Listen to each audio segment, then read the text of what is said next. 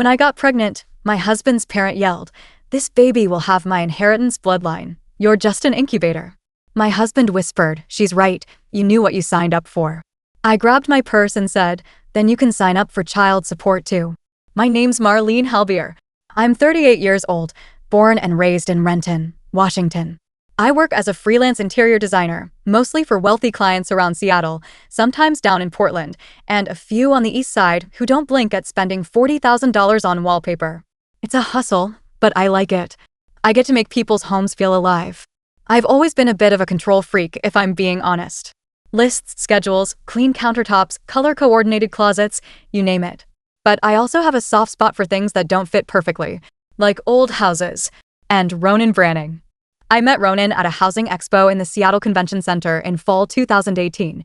I had a booth with mood boards, paint swatches, and mini mock-ups of kitchen redesigns.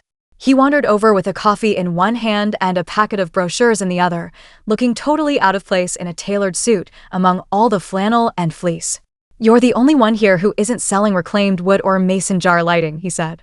"Guilty as charged," I replied. "But I do have a drawer full of minimalist drawer pulls if you're into that kind of thing." He chuckled. His smile was crooked. His hands were fidgety. We talked for over an hour that first day.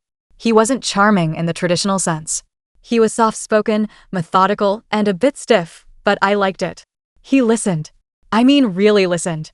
He asked questions about my work, my background, my family. He didn't talk about himself much, but when he did, I learned he was an estate attorney. Prestigious firm in downtown Bellevue. Parents loaded. No siblings worth mentioning, according to him. Fast forward 2 years, we were married in a modest ceremony at a little lodge overlooking Snoqualmie Falls. 30 people. My sister Tanya cried the whole time. Ronan's mother didn't. She barely clapped. Margaret Branning. If there's one name I wish I could erase from my memory, it's hers. She was the kind of woman who wore cashmere to Sunday brunch and acted like she invented the word legacy. Her house was like a museum, no, worse, like a catalog. Every cushion fluffed just right. Every photo strategically placed to highlight the Branning lineage. You couldn't sneeze without worrying you were contaminating a family heirloom.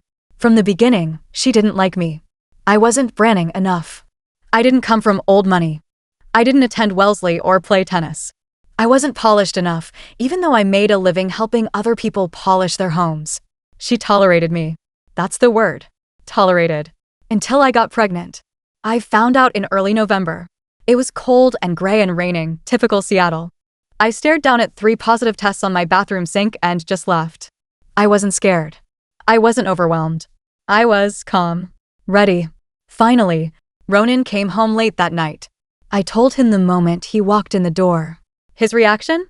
A long pause, followed by, "Okay." "Okay," I asked. "That's all you've got?" "I mean, yeah. This is good," he said. "It's fine." Fine. That should have been the first red flag. I convinced myself he was just shocked. Or tired. But days went by, and he never brought it up again unless I did. He wouldn't even look at the ultrasound photo I taped to the fridge. Then came dinner at the Brannings. We were at their house in Bellevue, that massive colonial-style place with marble floors and those stiff dining chairs you could sprain a hip on. Margaret had poured herself a glass of Merlot before we even took our coats off. "I made osso buco," she said flatly. "I assume you're still eating meat?" It was a jab. I'd been vegetarian for 3 years until my pregnancy cravings hit like a truck. I said yes. She smirked. About halfway through the meal, during some forced small talk about real estate, Ronan blurted it out. "We're expecting," he said, barely glancing up from his plate. Margaret dropped her fork. Wallace, his father, didn't even look up. Just reached for his wine. "You're what?" she asked, voice sharp. "We're having a baby," Ronan repeated. I smiled nervously. 12 weeks along. Margaret stared at me for a long moment. "No prenup," she muttered, shaking her head. "Excuse me?" I asked. She leaned forward, resting her perfectly manicured hands on the tablecloth. "That baby, any child, will carry the Branning bloodline," she said, her voice as smooth as it was venomous. "You're just the incubator." I looked to Ronan. He didn't say a word. Just sat there. I wanted him to defend me. Say something, anything. Instead, silence. I should have left then. But I didn't. I told myself he was in shock. That he'd handle it. That he'd talk to them privately. What a joke. 2 months later, I was back at their house for another dinner. I shouldn't have gone, but Ronan insisted it was important, he said. This time the table was set for 6. Ronan's brother Caleb was there. Scruffy beard, R.I. jacket, big tired eyes. Margaret always treated him like gum on her Louboutins. He looked just as uncomfortable as I felt. Then I saw a man I didn't recognize, Tobias, their family attorney. Dinner was quiet. Too quiet. Until Margaret clinked her glass. We've made some decisions, she said, rising to her feet. We've decided to rewrite the family trust to include the child. I furrowed my brow. I'm sorry, what? Your child, my grandchild, will be part of the Branning inheritance. Naturally. But to avoid complications, we'll need you to sign a few documents. What kind of documents? A waiver. Standard procedure. You'll agree not to contest any allocations in the trust. It ensures everything goes to the rightful heir. I don't understand, I said. Why would I sign something that cuts me off from my own child's inheritance? You misunderstand, Margaret said, voice tight. Our family's inheritance. This isn't about you. It never was. I looked at Ronan. He wouldn't meet my eyes. Ronan. I said, are you okay with this? He sighed. It's just paperwork, Marlene. You knew what you signed up for. Silence. Long, awful silence. Then I stood. I signed up to be your wife. Not your surrogate, I said. If I'm just an incubator, then you can sign up for child support. I grabbed my purse, my coat, and I walked out. Into the cold. Into the night. I didn't go home that night. I drove, aimlessly at first. Through the dark Bellevue streets, across the 520 bridge, toward Capitol Hill. I parked near Volunteer Park, leaned my head back on the seat, and let the engine idle while rain drummed against the windshield. I hadn't even cried yet. I was still in that numb place where your body is reacting before your brain can catch up. He really said that. He really sat there, surrounded by his perfectly posed family, and let them call me an incubator. And then agreed. You knew what you signed up for. I kept hearing that in my head, like a chorus. Except I didn't sign up for anything but a marriage. A life together. Building a family out of love, not lineage. Not inheritance charts and legal waivers. At some point, I called Tanya. She picked up on the second ring. Hey sis, everything okay? My voice cracked. I need you. That was all it took. I'll be there in 2 hours, she said without hesitation. Tanya's apartment in Bellingham wasn't big, but it was warm. She had this huge squishy couch that swallowed me whole the second I lay down. She made tea, held my hand, and just let me talk. You're not going back there, she said. It wasn't a suggestion. I don't know what to do, Tan, I whispered. I'm pregnant. I don't have a plan. You have a brain. And you have me. That's more than they'll ever have. I smiled, barely. You always were the sassy one. No, you were just always too patient with men who wear ties to brunch. That made me laugh, finally. By morning, I had a plan. I called a woman I had met at a networking event a year ago. Layla Rizzo. Family attorney. Fierce. Direct. Sharp as hell. Her office was in the Smith Tower in Seattle, all wood paneling and navy blue accents and calm authority. Layla didn't ask for a long backstory. Just facts. How far along are you? She asked. 14 weeks. Married how long? For years in May. Do you want a divorce or just separation for now? I hesitated. Separation. She nodded. Smart. We'll file a legal separation with protective clauses. That'll freeze any financial funny business. If he or his family tries anything stupid, they'll have to go through me. I felt safer the second I left her office. Back at our apartment in Queen, and I didn't even tell Ronan I was coming. I walked in around noon. The place was exactly as I'd left it. Neat. Cold. Lifeless.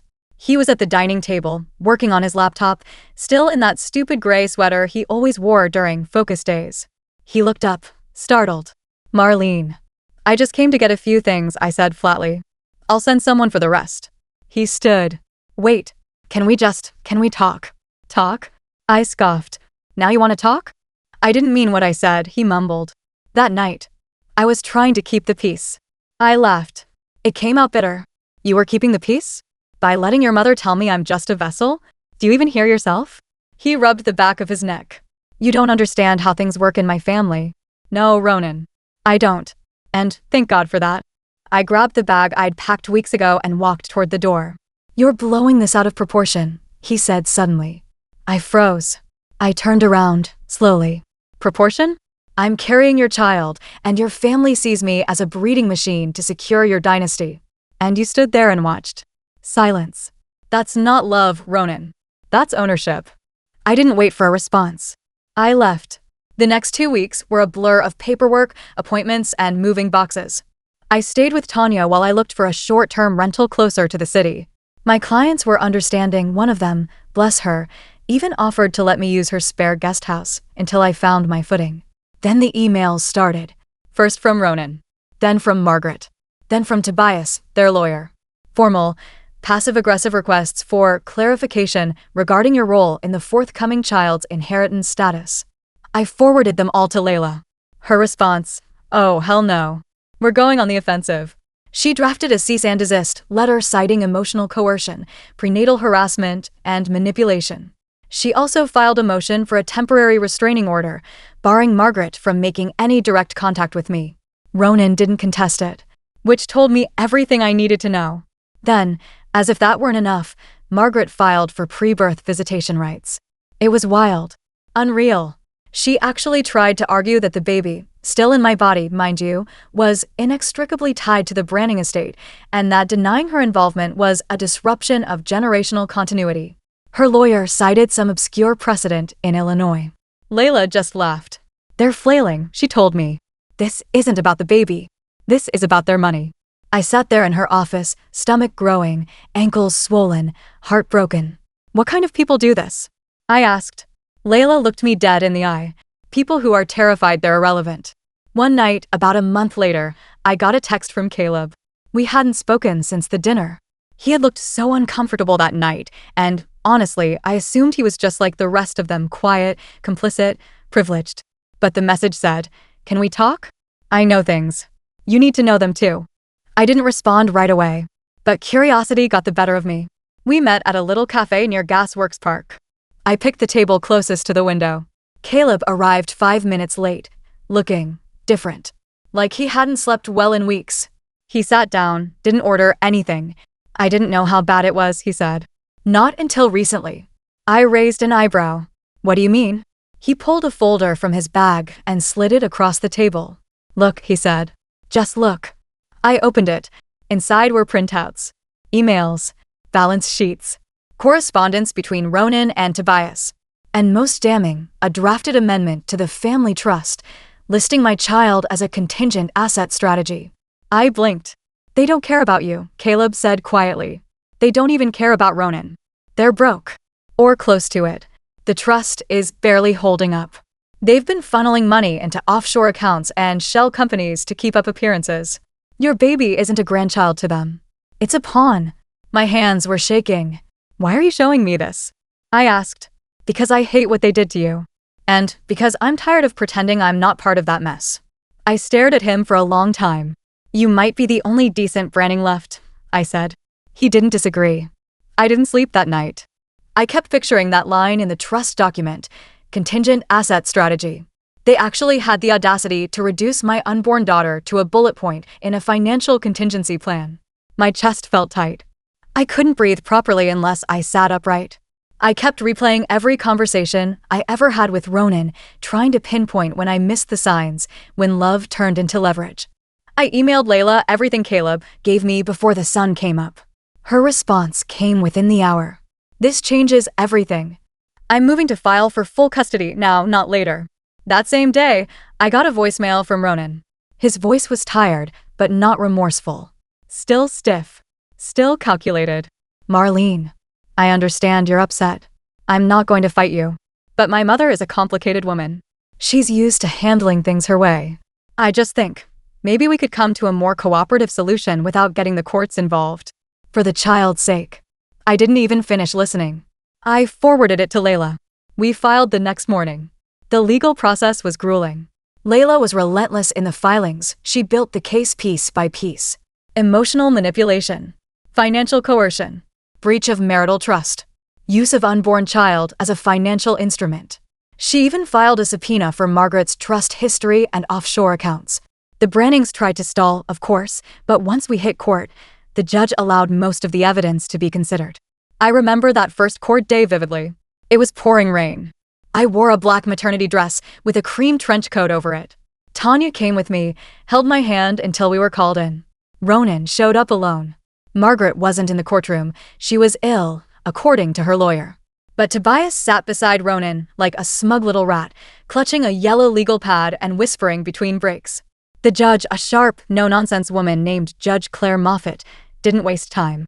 She opened the case like she already had a clear opinion on where things were heading. "I have reviewed the documents submitted by the petitioner," she said, flipping through the folder. "I have never, in 23 years on the bench, seen a trust document refer to an unborn child as an asset class. This is highly unusual and troubling." I didn't look at Ronan. I didn't need to. That afternoon, after court recessed, I sat alone in the cafe across the street. Tanya had gone to get the car, and I just needed a moment to breathe. And then Ronan walked in.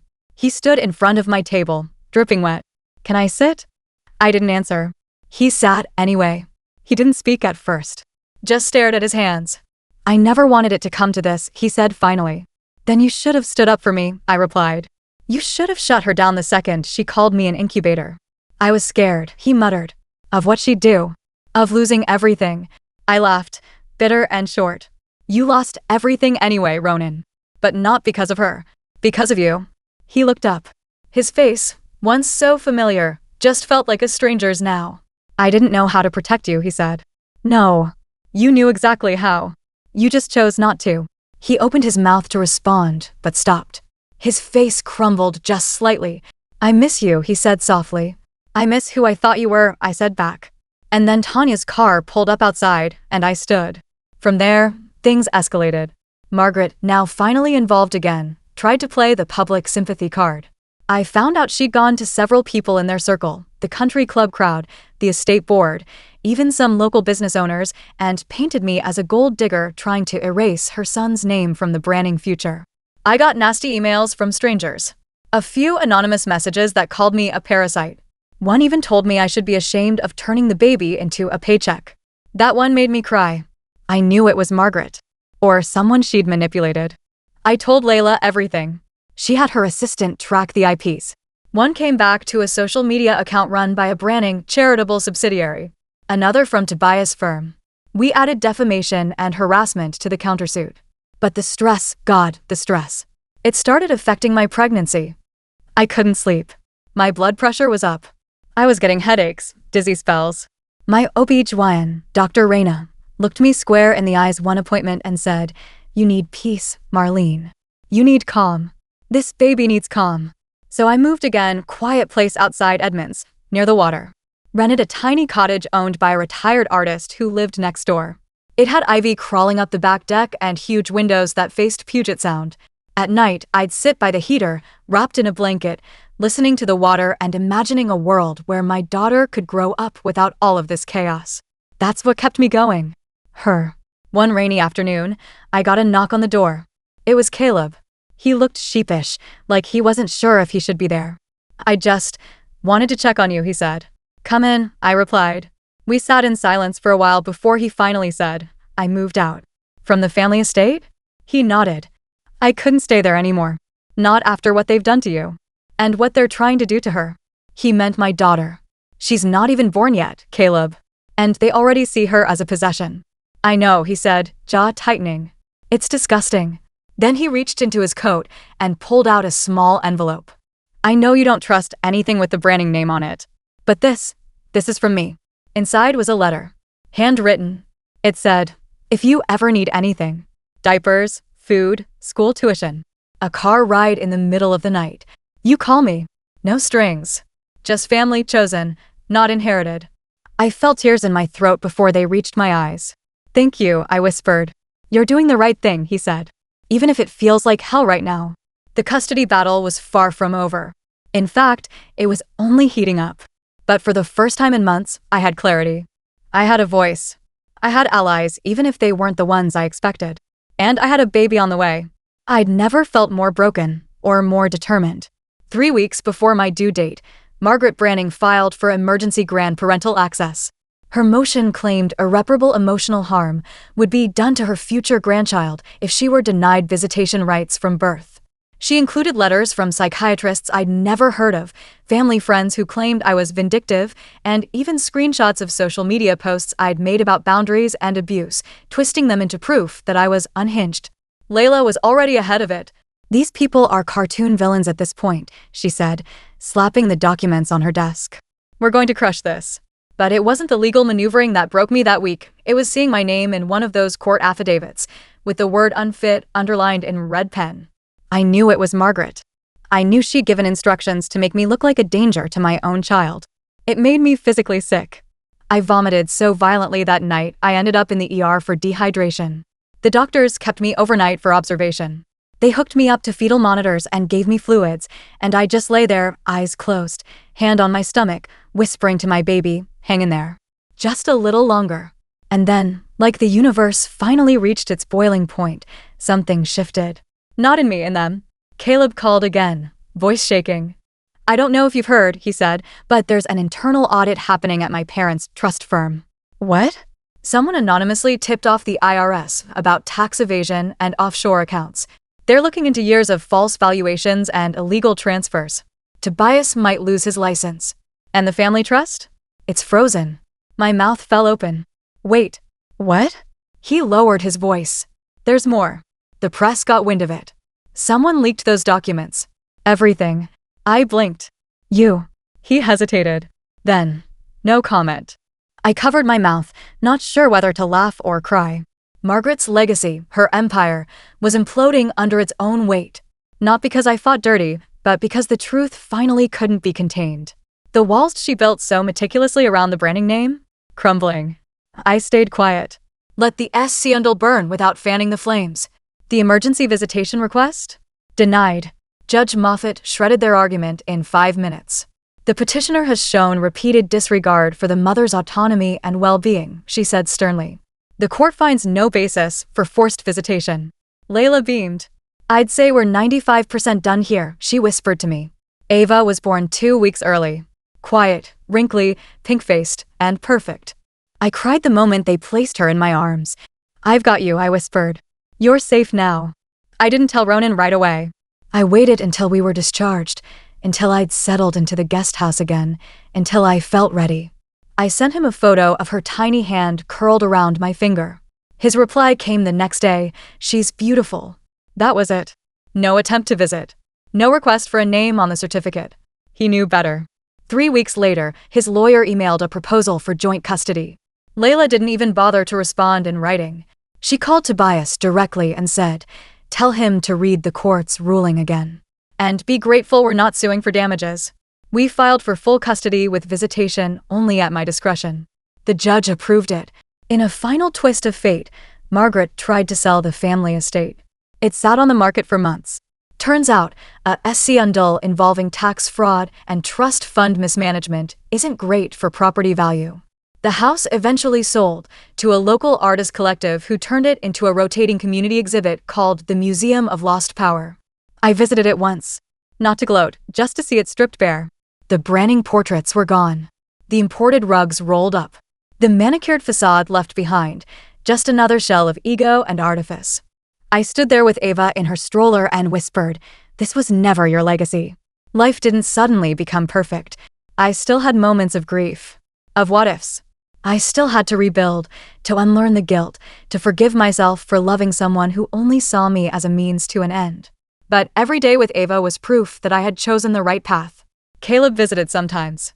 Brought handmade toys and organic baby snacks. Never overstepped. Never assumed. "You ever miss them?" I asked once. He thought about it. Not them. Just the illusion of them. That stuck with me. A year later, I opened my own design studio, Halbier Interiors, focused on spaces for single parents, survivors, and women rebuilding from the ashes.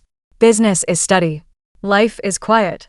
And peace, it turns out, is the loudest victory of all.